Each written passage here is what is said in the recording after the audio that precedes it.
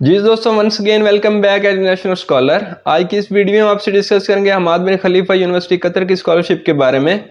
इसकी टाइमलाइन क्या है, इसकी डॉक्यूमेंट्स कौन कौन से रिक्वायर्ड हैं, कैसे चेक करना है कि इसके लिए आइट्स रिक्वायर्ड है या नहीं, एप्लीकेशन प्रोसीजर क्या है, कैसे फॉर्म फिलिंग करनी है और स्कॉलरशिप के बेनिफिट्स क्या हैं, ये सारी चीज़ें आपसे डिस्कस करेंगे आज की इस वीडियो में। सो आइए चलते हैं लैपटॉप की स्क्रीन की तरफ। जी तो यूनिवर्सिटी है Hammad Bin Khalifa university. Degrees जो ऑफर कर रही है वो है बैचलर, मास्टर और पीएचडी। बैचलर के लिए सिर्फ एक ही प्रोग्राम ऑफर हो रहा है और इसके लिए जो स्कॉलरशिप होगी वो मेरिट बेस्ड स्कॉलरशिप और फाइनेंशियल लोन होगा। और जो मास्टर और पीएचडी उनके लिए फुली फंडेड एज स्कॉलरशिप और आइट्स नॉट रिक्वायर्ड नहीं बल्कि not required in some faculty programs है। सो आप अपने प्रोग्राम की डिस्क्रिप्शन चेक करेंगे, कैसे चेक करनी है वो मैं आगे वीडियो में बता दूंगा। चेक करेंगे, अगर आइट्स रिक्वायर्ड है तो लाजमी अटैच करेंगे, अदरवाइज आपको अप्लाई करने का कोई फायदा नहीं। एलिजिबल नेशनैलिटी इंटरनेशनल है जी।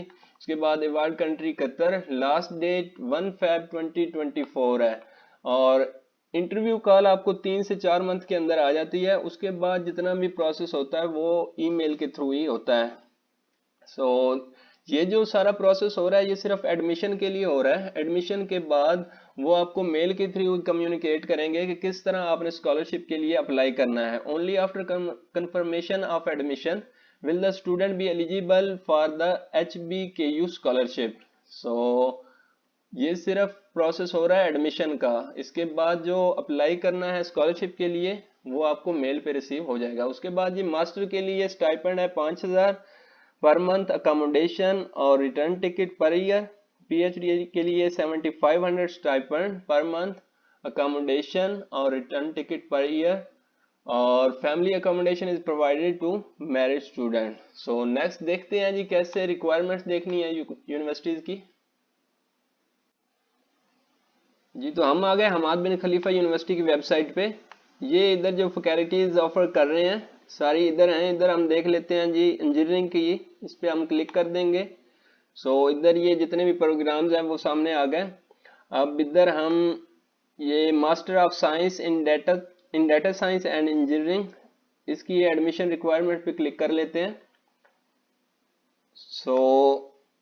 इधर देखिएगा उन्होंने कोई मेंशन नहीं किया हुआ कि आपका आइट्स कितना होना चाहिए, सिर्फ उन्होंने ये मेंशन किया हुआ है मिनिमम आपका CGPA 3 होना चाहिए और बाकी जो रिक्वायरमेंट्स है आप पढ़ सकते हैं। इधर उन्होंने नहीं मेंशन किया हुआ कि आपका आइट्स होना चाहिए या नहीं। इधर रिक्वायरमेंट नहीं है। इंजीनियरिंग प्रोग्राम सारों में ही ऑलमोस्ट नहीं है रिक्वायरमेंट्स आइट्स की। बट अब हम चेक कर लेते हैं इधर कॉलेज ऑफ ह्यूमैनिटीज को। तो इधर ये कोई भी चेक कर लेते हैं प्रोग्राम। इधर अब आप देखेंगे कि उन्होंने मेंशन किया हुआ applicants are required to submit a minimum arts score 6.5, TOEFL 79। इसके लिए आर्ट्स और टफल मस्ट है इस प्रोग्राम इस फैकल्टी के लिए। अभी मजीद भी चेक कर लेते हैं जी। ये इधर college of health and life sciences, इसमें भी कोई एडमिशन रिक्वायरमेंट्स देख लेते हैं। इधर भी आप देखेंगे कि आइट्स और टफल रिक्वायर्ड है। ये आपने पहले अपने प्रोग्राम की रिक्वायरमेंट्स इधर से देख लेनी है, उसके बाद आपने अप्लाई करना है। या आपके पास आइट्स होना चाहिए 6.5, अगर वो नहीं है तो टफल 79 स्कोर उसमें होना चाहिए। नेक्स्ट देख लेते हैं जी फॉर्म कैसे फिल करना है।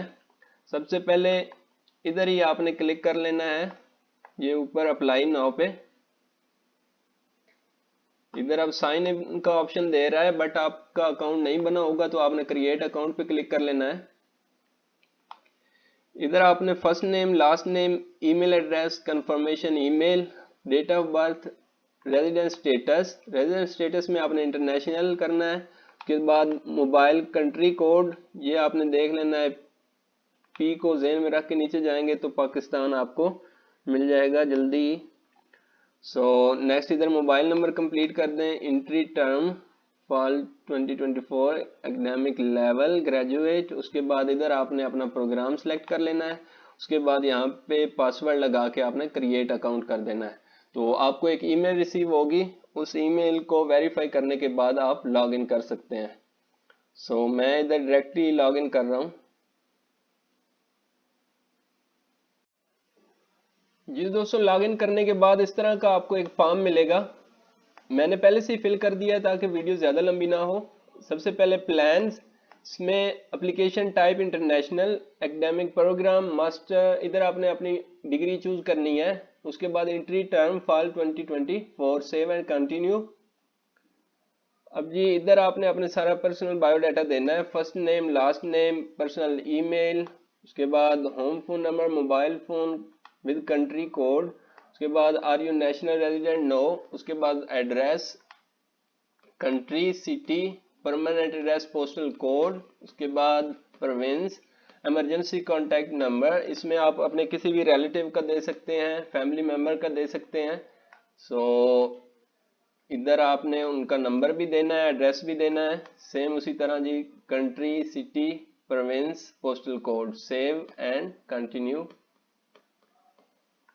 सो डेमोग्राफिक्स, इधर male, single, date of birth, birth country, is your mother a citizen of Qatar, no, citizenship and residency, residency status, उसके बाद सिटीजनशिप पाकिस्तान की है जी, passport number, passport expiry date passport से देख के लिखिएगा, सेव एंड कंटिन्यू।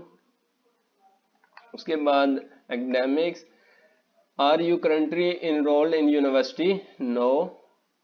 उसके बाद इधर आपने यूनिवर्सिटी अपनी लिख के सर्च करनी है, जिस यूनिवर्सिटी से आप ग्रेजुएट हैं।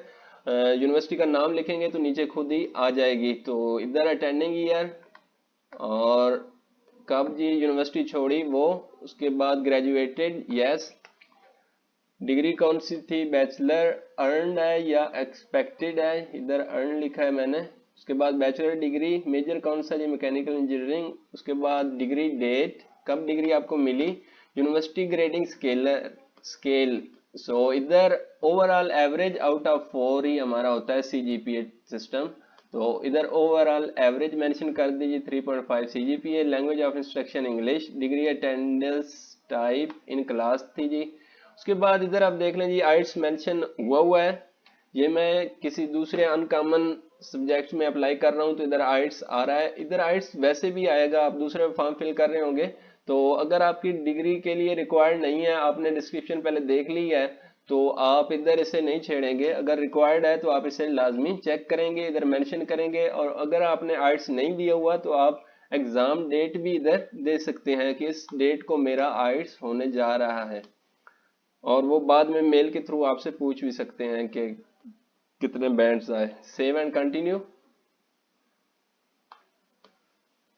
उसके बाद इधर वर्क एक्सपीरियंस, अगर कहीं जॉब की है तो उसको ऐड कर दें। टाइटल, एम्प्लॉयर, कब ज्वाइन की, कब छोड़ी, पर वीक कितने आवर्स काम करते थे, स्टिल एम्प्लॉयड और नॉट, नो। सो ये जितने भी स्टेरिक हैं, रेड स्टेरिक, इन सबको आपने फिल करना होता है, अदरवाइज आपका सेव एंड कंटिन्यू नहीं होगा। So next additional information, native language, are you interested in campus housing, अगर आपको हॉस्टल चाहिए तो इसे yes. How will you found your education, इधर आपने यही करना है, I required a scholarship from HBKU in order to attend. So next, have you previously applied, no. Do you have a medical condition, no. उसके बाद save and continue कर दें। तो जी इधर एडिशनल इंफॉर्मेशन आपको कहाँ से पता चला, उसके बाद डिसीजन फैक्टर मैंने इधर 2 मेंशन किए हैं, अलुमनाई और इंस्टीट्यूशन रेपुटेशन। उसके बाद सर्टिफिकेशन, इधर उन्होंने कुछ अंडरटेकन आपसे लेने हैं। I understand that my application has been submitted, it may not be altered in any way, अगर आपकी एप्लीकेशन सबमिट होगी तो इसमें कोई चेंजिंग नहीं हो सकती। इसी तरह उन्होंने कुछ और चीज़ें लिखी हुई हैं कि आपने जो इन्फॉर्मेशन दी है वो बिल्कुल ठीक है, आपने केयरफुली देख ली है। उसके बाद statement of integrity, statement of application integrity, so ये भी सारे वही हैं। तो नीचे साइन आपके ऑटो हो जाएंगे, नेम की डेट आ गई, प्रीव्यू बिफोर सबमिशन, ये जी आपकी पूरी एप्लीकेशन आ गई। आप इसे एक मरतबा दोबारा रीचेक कर सकते हैं इधर। उसके बाद आपने इधर सबमिट एप्लीकेशन पर क्लिक करना है तो आपकी एप्लीकेशन सबमिट हो जाएगी। सो जी ये था complete procedure Hammad Bin Khalifa university में अप्लाई करने का। तमाम बातें हमने डिस्कस कर ली, कैसे यूनिवर्सिटी की डिस्क्रिप्शन देखनी है, कैसे यूनिवर्सिटी में अप्लाई करना है, डॉक्यूमेंट्स क्या कौन कौन से रिक्वायर्ड हैं। स्पेशली डिस्क्रिप्शन पहले देखिएगा, उसके बाद अप्लाई करना शुरू कीजिएगा। अगर आइट्स रिक्वायर्ड है तो देख लीजिएगा, आपका आइट्स है तो ही अप्लाई करें, अदरवाइज कोई फायदा नहीं है अप्लाई करने का। सो जी मिलते हैं नेक्स्ट वीडियो में। अल्लाह हाफिज।